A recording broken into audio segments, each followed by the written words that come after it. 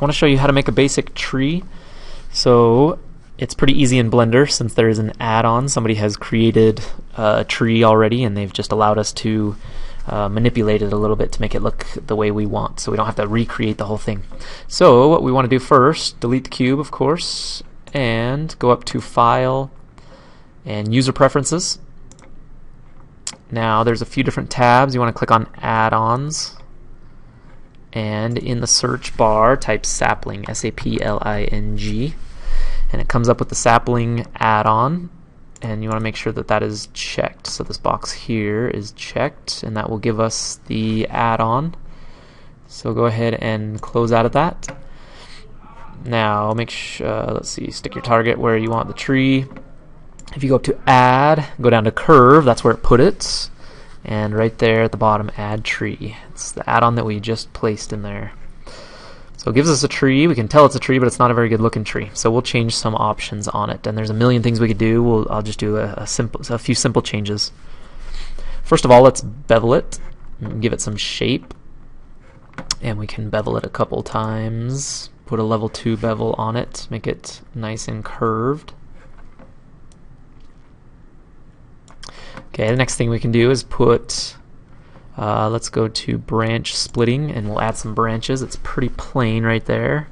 Not a lot of branches, so let's, it's at a level 2 right now. If we go to level 1, it's just a stick. Level 2's got some branches. Level 3 makes a lot more branches on there. If you go any further than that, it makes a lot, maybe too many. I don't know, depending on what you want.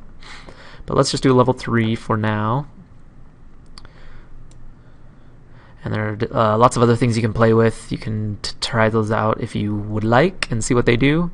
But let's just leave that as it is for now.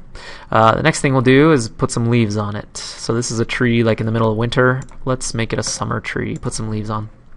So we want to show the leaves, and it sticks a bunch of leaves on there. So already it's looking a lot nicer. Now the leaves are let's see, hexagonal shapes. We could change those if we wanted. I think the only other option is rectangular. So you can make those rectangular. If you are, one of the tutorials shows how to make it an actual leaf, putting a texture on it of a picture of a leaf, and they use the rectangular leaves for that. But we're not going to do the UV mapping unless you really want. So let's just change it back to hexagonal. Makes it look kind of nice, like leaves. Okay, we can increase the amount of leaves and the size of the leaves. So we can make them a little bigger if we wanted. So lots of different things you can do in the options. So you can play around with the options. Those are the 3 that I'm going to show. The others do different things, but oh, one other thing actually. If we go back to branch splitting, if we change the wait, maybe not. What is it under? Back to geometry. Okay, the random seed. This gives us different looking trees. So that one's smaller. This one's got a curved trunk. Okay, so the different seeds give us different looking trees. Okay, this one's got kind of a bend on the trunk somewhere in there. So we can change the shape of them. If you make lots of different trees, just change the seed of the tree and it will look different. We can have all the other options the same, and the seed will make the trees look a little different. Rather than duplicating this one tree and having it show up 10 different times, that won't look very realistic. So we can change the seed of the tree, and it makes the tree look a little bit different. So that's the tree. Now we need to color it. So this is 2 objects. So if I right click on the trunk, that is one object. If I right click on the leaves, that is a separate object. So we're going to give it some color.